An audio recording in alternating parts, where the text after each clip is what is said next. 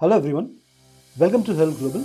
Today we have with us Mr. Anish Gawande, who currently serves as the National Spokesperson for the NCP Party, widely recognized as India's first openly gay national spokesperson for a mainstream political party. Mr. Gawande is a Rhodes Scholar, prominent Indian writer, curator, and LGBTQ rights activist. He's a co-founder and director of the Pinklist India, which is the country's first archive tracking politicians who support LGBTQIA rights. Let's deep dive into his journey.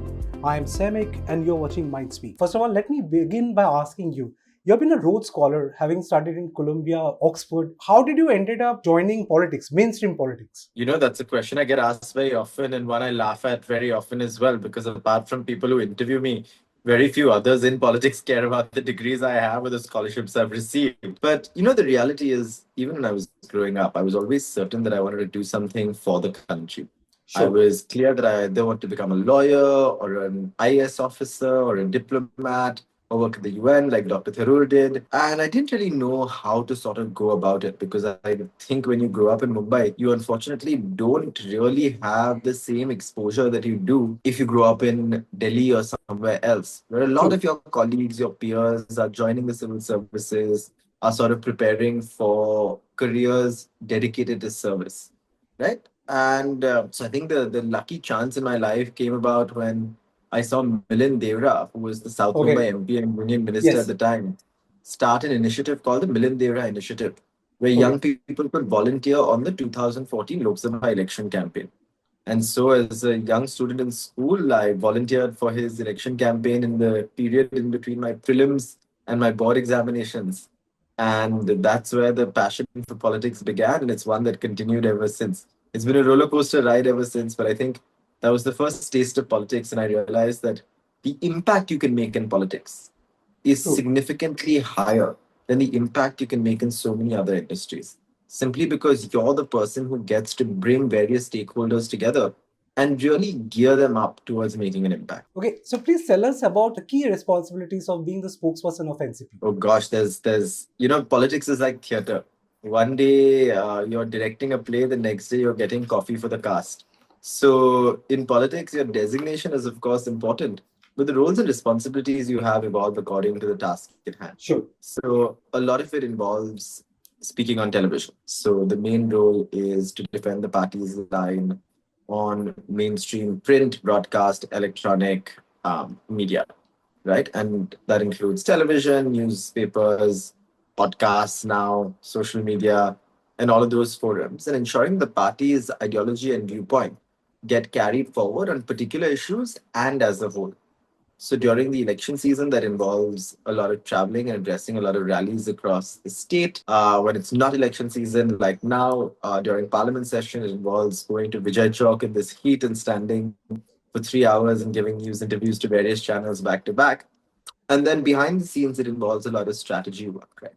So preparing sort of resolutions for the National Working Committee meeting, figuring out what the party's stance on a particular issue like Operation Sindoor should be, and also figuring out what your skills can be best used towards when it comes to things like the local body elections that will take place soon in Mumbai and across Maharashtra. Okay.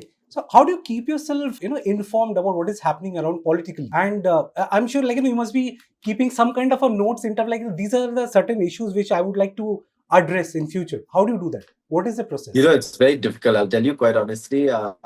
It really requires you to constantly be reading. And I Yes. think that's the one thing that really helps the most. So I divide my day into different kinds of reading. The morning is obviously all of the newspapers and some bit of the morning the morning television debates. The afternoons are then devoted to more substantive work, bills, legislations, things that have been introduced, court orders, verdicts, heavier media stuff that's usually read at the office.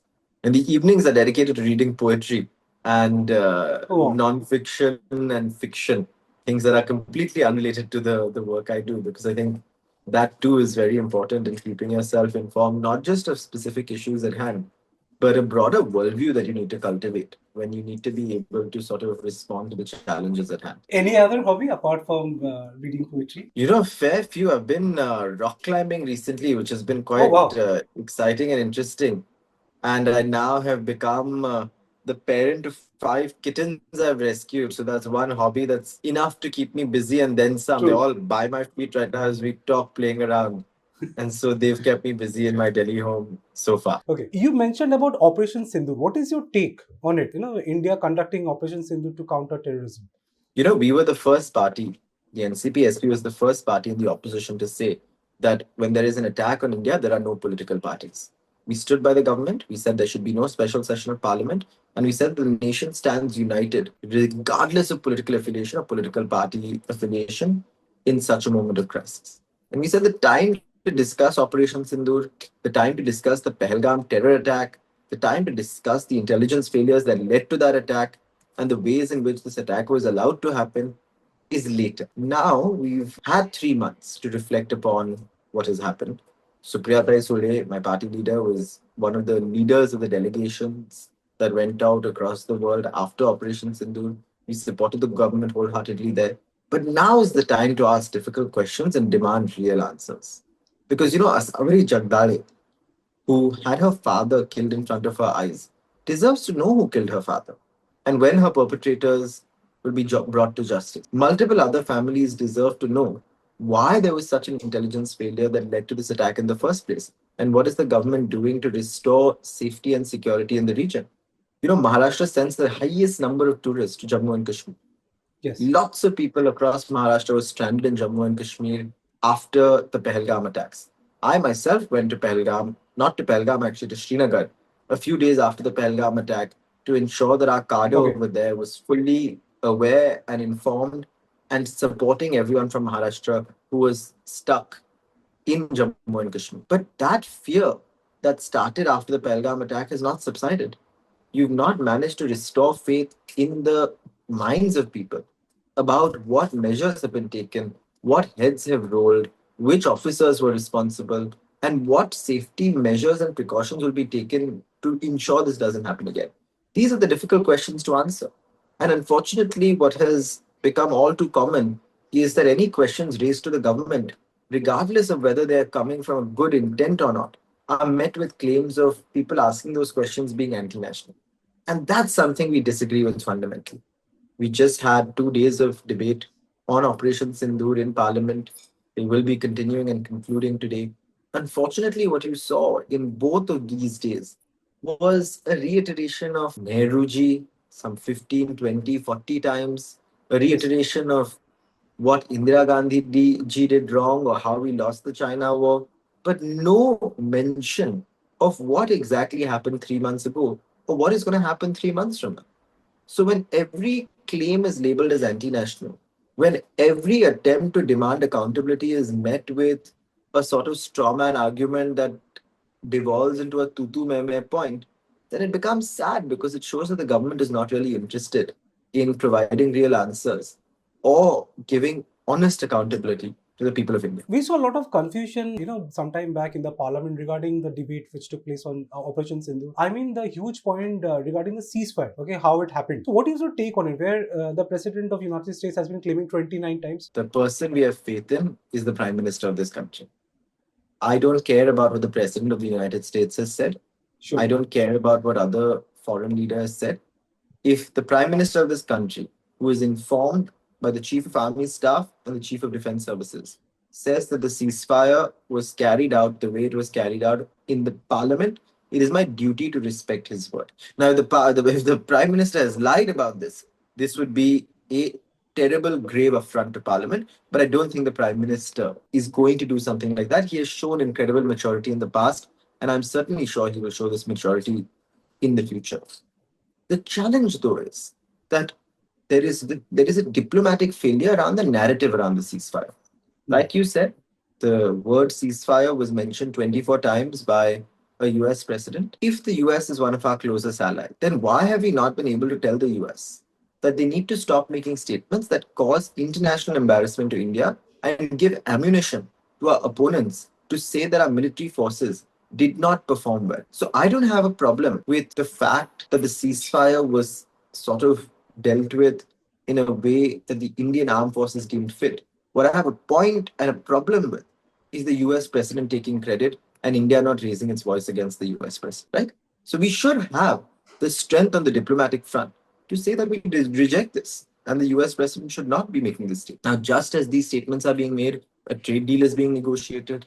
We have very legitimate fears around GM corn and GM soybean being imported into India.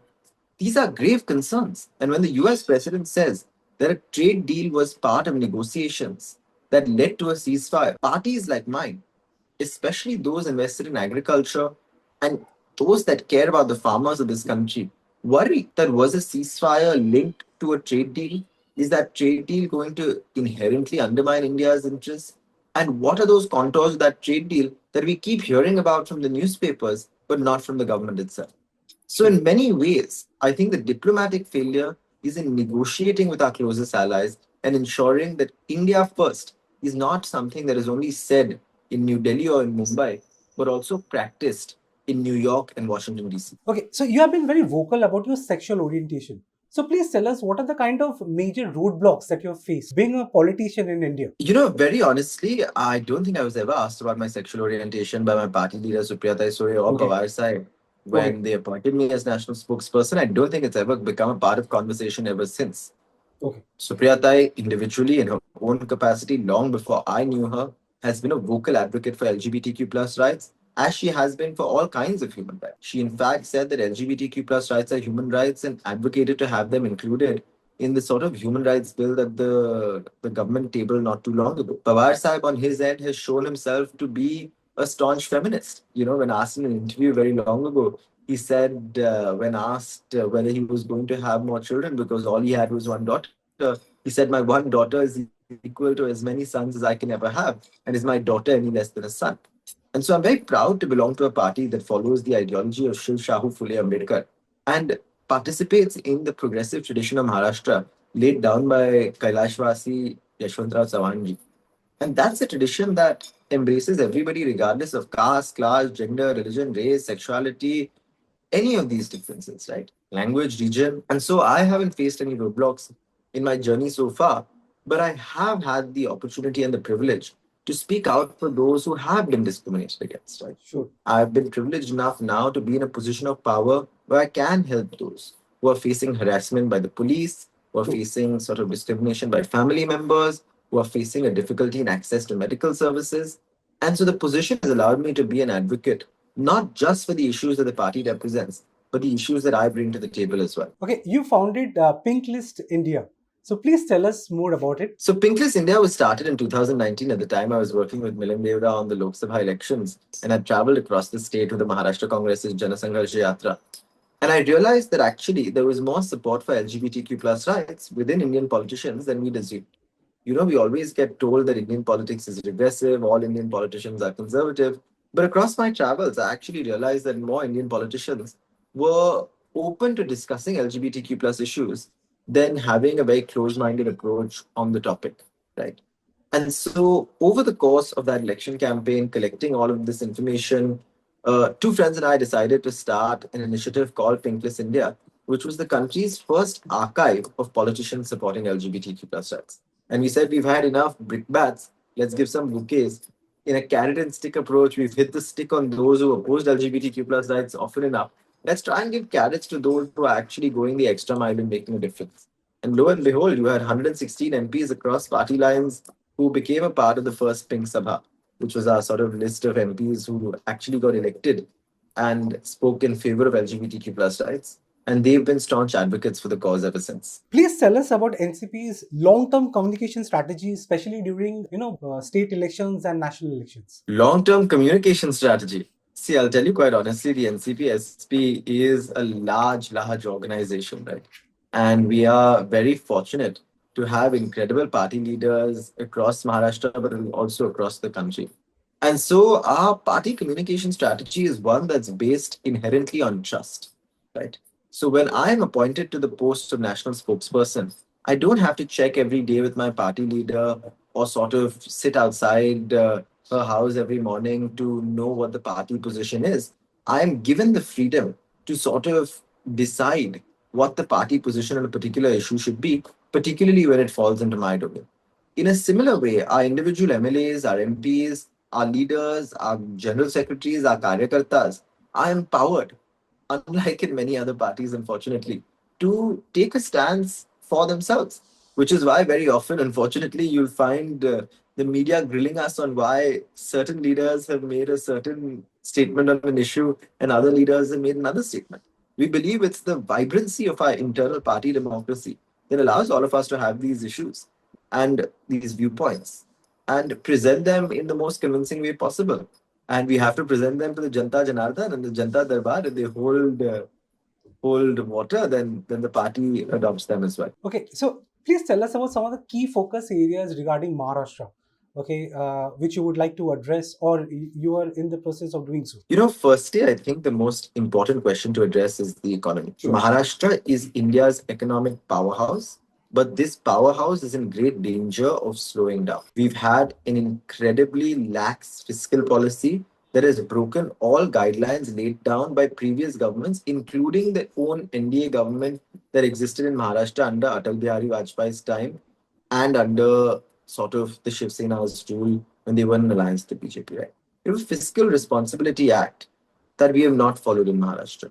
We have no idea of the expenditure that we are incurring and the debt that we are accruing to sort of finance this expenditure. And on top of that, you've introduced schemes like the Ladki Bahin Yojana, which we've all welcomed, without any real financial planning, by removing money allocated to Adivasi welfare, to women's welfare, to schools. 5,000 teachers were protesting at Azad Maidan not too long ago, and Pawar Sahib, Supriya Tai, Rohit Dada, and others had to personally go intervene to ensure the demands that were pending since August 2024 were finally heard and addressed almost a year later.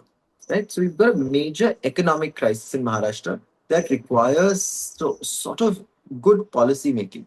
And we have excellent people like Jayan Patilji who've been communicating this time and again. We had a white paper on this that was released right before the state elections. And we've made the economy a key priority for the NCPS. The second concern is agriculture. At a time when climate change is rearing its ugly head across the world, at a time when trade deals are threatening our soybean farmers, our sugarcane farmers, our farmers who are farming rice across Maharashtra but across the country, at a time when agriculture and allied industries are actually witnessing a decline instead of a growth, we need a sustainable policy to ensure that those whose lives depend upon agriculture are not left high and dry amidst the grand slogans of Make in India. Because at the end of the day, your farmer is the original maker in India. He is making the food, he's growing the grains that feed India, right? And if you can't take care of that farmer, as Pawar Sahib ably did in his tenure as agriculture minister, which is remembered by every single bureaucrat in the agriculture ministry as one of the finest tenures by any agriculture minister in the history of this country, then you're in serious trouble. So agriculture is a great and very important problem that Maharashtra is facing today that we want to address very quickly. And the final problem is education, right? Sure. Unfortunately, in the middle of this Marathi language controversy that erupted, the main issue, which was of a flawed education policy under the new education policy, which burdens young children with more subjects than they can handle and with textbooks that are outdated, was not discussed. Our opposition to the new education policy was multifaceted. One of the things we opposed was the inclusion of three languages from grade one because simply it is impossible for a child in grade one to learn three languages simultaneously. We also oppose the changes in the textbooks, the conversion of schools into CBSE schools controlled by the central government. We've also spoken about the shutting down of public libraries and the fact that schools across the state are shutting down under a cluster school policy, which goes against the very fundamental framework that we had laid in place कि हर गांव में एक शाला होनी चाहिए, हर गांव में एक school होनी चाहिए, right? So, in these circumstances, education is an incredibly important priority for us. It's also important at the higher education level. Today, multiple government colleges are issuing degrees that are not worth the paper they are printed on. Students are graduating with BTech degrees and being unemployable because they have no skill sets. The government has no skilling policy, it has no upskilling policy, and the only jobs left open for young people across Maharashtra and across the country are to become Swiggy delivery boys or Uber drivers without any social security, without any pension, without any hopes for a brighter future or a salary increment in the future. right? So education is an incredibly important component in the NCP overall strategy. So these three items taken together, economy, agriculture, education, form the crux of what we believe in, alongside, of course, women's safety and law and order, which you've seen reduced to a choke in Maharashtra, with the Vaishnavi Hagavne dowry death case, with the Pune Porsche case, with what happened with the killing of Baba Siddiqui in Mumbai in a crowded part of the city with no answers available even today of his death. So these are genuine concerns that we have that we've continued raising and will continue to raise in the months and years to come, even though we are in a heavily diminished opposition. So, please tell us about some of the challenges of being the national spokesperson of NCP. Some of the challenges are that it's a fairly lonely job because I'm the only one in Delhi. So very often you sort of crave additional company because if it's called a political party, you want to also have a party. But True. it's an exciting and exhilarating job, and it's a great responsibility that's been endowed upon me that I'm very grateful for. The challenges remain the same as those for any other profession. There's a great level of uncertainty. You're told at 4:58 p.m. that you need to go on a debate live on national television at 5 p.m. and you have to be consistently and constantly prepared. And you also have the responsibility not only of your political party, but of your whole state riding on your shoulders because what you say in a debate is watched by lakhs of people across the country. True. And so bearing the burden of that responsibility at the young age of 28 can sometimes feel like a lot and then some, but it's been something that I've been very grateful for. And I've been grateful to have mentors and leaders like Supriya Tai, like Jitendra Awaji, who's our Chief National Spokesperson, like Jayant Patilji, and Shashikant Shindeji, our now State President, who've been kind, generous, and incredibly sort of forthcoming with their advice, opinions, and guidance. Okay, whom would you like to give the credit to who has groomed you to be a very polished, politician? A very polished politician, I would definitely say Supriya Tai, right? And I don't say this just because she's my party leader and because I have to be nice to her on interviews and elsewhere. But I'll tell you one thing that I've learned from her that really has made a difference, right? Amidst the very difficult political landscape we find ourselves in. She's inherited a quality from Pawar Sahib that I've only observed from afar with Pawar Sahib, but far more closely with Supriya Tai, which is that of maintaining a political tradition of treating your political opponents as ideological opponents and not enemies. Okay. And so, despite the debates that might take place in parliament or outside, despite the arguments that might take place in parliament or outside, she's maintained that you must treat your political opponents with civility, with respect, with kindness, and with care. And I think that's something that's missing in so many places in politics today that we assume that politics has become acrimonious. We've entered an age of cancel culture. We started dismissing each other's opinions and then shutting them out entirely. And I think that's something she's refrained from doing. She's never used unparliamentary language, both in parliament and at election rallies. And she's always been cordial, even when she takes down younger MPs like Tejasvi Surya with facts and with reason True. in a way that really is reminiscent of a parliament that we once had, a parliament with Sushma Swaraj ji, with Arun Jaitley ji, with Atal Bihari Vajpayee ji, with George Fernandes, with other leaders who really brought a sense of gravitas to the role they held. Okay, so you just mentioned about last moment intimation before the debate. How do you prepare yourself? You have to just keep reading before, right? Like I said, you have to. I have my Twitter feed open at any given moment in the car. You travel a lot in politics, so the most amount of time you get is in the metro, on the car, on airplanes. And so you read a lot in between then and you keep abreast of issues. And when in doubt, you phone a friend. So you have to make a lot of friends in politics. So when you have 2 minutes left, you call somebody and say, give me your thoughts on this issue because you're the expert here. And you sort of take that forward and ride that wave when it hits the shore. Okay, lastly, any word of advice to the youth who wants to enter politics? Oh gosh, I think the word of advice in general to everyone is that don't be afraid to take risks. I think today more than ever before, we're very afraid to take risks because the job market is bleak. We don't know if we're going to find a stable job. We don't know if we're going to be able to have the same trajectory as our parents. But in the midst of all of this, it's important to take risks and follow your passions and do what you love. I studied arts after 10th standard despite getting enough marks to get into the science stream, and then did a degree in comparative literature instead of in economics or political science. And it's something that people laughed at me for back in the day, but it's something that I've been incredibly grateful for even today. For politics in particular, I think for young people looking to enter politics, I think it's very important to have a sort of backup plan. You need to be financially self-sufficient and independent to be able to enter politics, right? Okay. I was very grateful to enter politics after I'd gotten my master's degree, after I'd had a stable job and had the ability to sort of fend for myself. And I think that's very important because very quickly politics can take over your whole life, and then it can leave you in a place if it doesn't succeed. And very often it doesn't, because it is a roller coaster ride at the end of the day, where it's very difficult for you to find something to do after.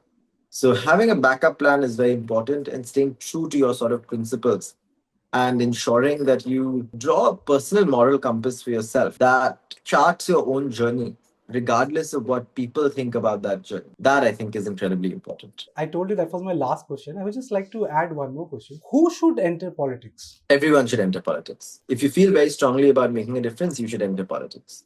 I don't think this is a profession that is only for those who are super educated. In fact, I've said time and again that my degrees hold little value in politics. It's the experience I've had in the field that matters a lot more. It also doesn't matter whether you come from a political family or not. I think times are changing very quickly. I have no political background. I don't come from a political family. My father's a chartered accountant, so I have no experience that way in politics or a sort of godfather in politics. But what I do think is that if you want to enter politics, you have to know that the fundamental basis and the reason for you entering politics should be care, right? That caring about people should be at the heart of your politics, because otherwise you might succeed in the short term, you might even win an election, you might get to parliament and become an MP. But in the long term, regardless of what you do, regardless of how good you are at convincing people otherwise, if you don't care about the people you represent, the people will see through you, and your political career will never be one that is long lived. And that is the case for every single politician today, regardless of political party, regardless of region, regardless of political affiliation. Every single politician who's had a long and illustrious political career, and there are, of course, exceptions like there are in everything in life, for every single politician who's had a long and illustrious career, what has defined them is their ability and their constant sort of zeal to care for the people they represent. Very beautifully put across. Thank you so much for this time. It was very insightful. Thank you so much for taking this time with us. Of course, thank you very, very much for having me.